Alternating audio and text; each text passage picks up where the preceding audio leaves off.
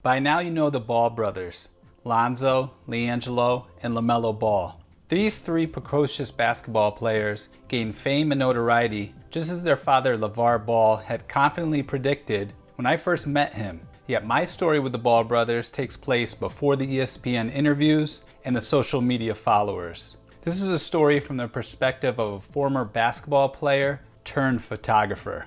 This is my story photographing the Ball brothers.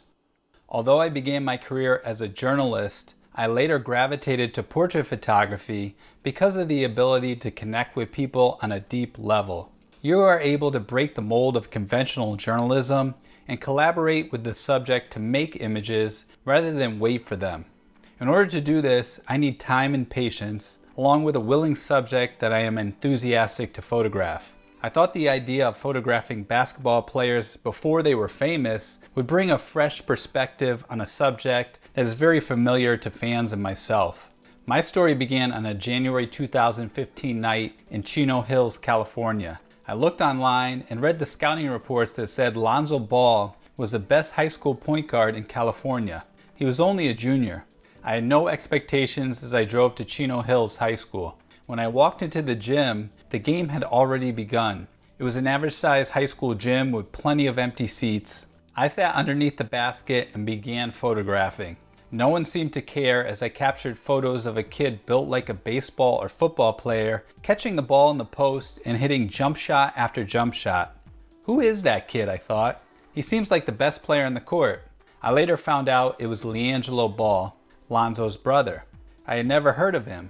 Lonzo seemed content with distributing the ball to his brother in a lackluster win over a team they should have blown out. Lonzo seemed disinterested, even slightly bored. His talent was evident, but he only showed it in a few bursts of brilliance. Otherwise, LiAngelo seemed like the best player on the court and scored around half of Chino Hills' points. LiAngelo was a sophomore. After the game, I began talking with two kids sitting in the bleachers as I waited to introduce myself to Chino Hills head coach Steve Bayek, who was talking with a tall blonde woman. That tall woman, I later learned, was Tina Ball, Lonzo's mom. "How come you guys weren't playing?" I asked these two kids. The kid on the right was about 6'6". The kid on the left was about 5'8" or 5'9". "We're only in 8th grade," said the taller kid. "Oh, I see." The taller kid was Onyeka Okongwu, and the shorter kid was LaMelo Ball. In the following year, these best friends shared the award of being named Max Prep's National High School Freshman of the Year. Now, at age 19, they are both expected to be top 5 picks in the November 2020 NBA Draft. Some experts are picking LaMelo to be the first pick. Now back to my story. So moments later, LaMelo is holding a basketball on the other side of the court near the foul line. There's one other student on the other side of the court. LaMelo throws the ball full court and smiles as it swishes through the hoop. That was the first shot I had ever seen LaMelo take. Lavar's father, standing next to Tina, started chuckling and said with a proud smile, "Melo, that's my boy." The grandfather sees me looking at him and he said, "I see him do that after every game."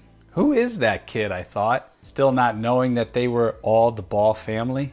After a while, Tina stopped talking and I introduced myself to Coach Bayek and explained to him who I was and that I wanted to photograph Lonzo Ball. He then pointed out Lavar Ball, telling me I needed to go talk to him. So I walked over to Lavar, who was wearing a white t-shirt that said, "Team Ball, #WeRunnin'." I introduced myself and explained to him what I wanted to do. And to my surprise, he was very receptive to the idea. In fact, he immediately invited me to his house, which is only a few minutes away. As we walked out of the gym together, only Lavar and I was showing him photo ideas and examples of my work on my iPad. He briefly glanced at the photos, but I could tell he didn't need any convincing for a photo shoot with his boys. He had a big black SUV that was parked on the sidewalk right outside the doors as we left the school. All the other cars were parked in the parking lot. I got into the passenger side. "This is great, Brett. My boys need to get used to photo shoots in this type of exposure. I keep telling them that," said Lavar. Listening to the conviction and confidence in Lavar's words, he soon had me convinced. When we arrived at his house, he parked in the driveway. Inside the 2-door garage was a resplendent Escalade with a license plate that read, Zoe to UCLA. Looking at the Escalade, Lavar said, "That's Zoe's ride. You see, Brett? My boys have everything they need right here. They don't need to look for anything on the outside. They got it all here, so they can just focus on basketball." "Well, they got the right name for it," I said. "That's what I tell people. With the name Ball, you got a ball," he said enthusiastically with a smile. I laughed. Next to the Escalade was some weightlifting and basketball equipment. On the wall were a few photos that Lavar had taken of his boys posing on their basketball court. I pointed to one of the photos which showed Lonzo, age 11 or 12, sitting on the basketball rim wearing a crown in his head. Then he took me inside his house and onto his second-story balcony, which overlooked his basketball court and swimming pool. The court had 2 basketball hoops. Lavar was in his element. Once he's on, he keeps going. "This is just the beginning, Brett. This thing is gonna get huge." The conversation turned to Lonzo because that's the player it seemed had the most hype around him. But I told Lavar that it looked like Lonzo was just going through the motions, like he was bored on the court. "He's been bored since his freshman year," said Lavar. "By his sophomore year, Zoe could have played in the NBA. Right now, there's no competition for him in high school. I'm telling you, Brett, this whole thing is gonna get huge. My boys are gonna blow up. Lonzo is gonna be better than Jordan. I've been telling Zoe, eventually someone has to be better than Jordan. It might as well be you." We chatted for a while and then went back to the garage so I could meet Lavar's sons, who always entered through the garage into the house. First it was LiAngelo, who Lavar introduced me to. Very brief, nothing special. Then Lonzo walked in. Lonzo looked at his father and nodded. "Zoe, this is Brett. He came to see you play for the first time, and he said it looked like you were just going through the motions out there." "What did we talk about, son?" said Lavar. Lonzo hung his head like a scolded puppy.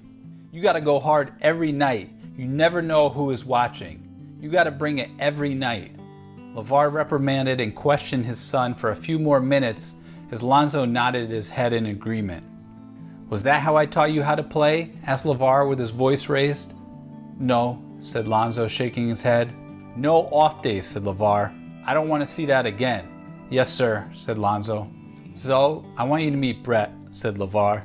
"He's a photographer and is going to be doing a shoot with you and Jello and Mello." Lonzo shook my hand and Lavar said he could go into the house and shower. I felt like Lavar threw me under the bus. It wasn't exactly the introduction I was looking for. Great. Now Lonzo hates me, I thought. But stepping back and thinking about it, Lavar was right. If you want greatness, if you want to be better than Jordan, you can't ever take an off day. I never asked Lonzo about that initial interaction, but it was evident by the rest of his high school career, he took it to heart.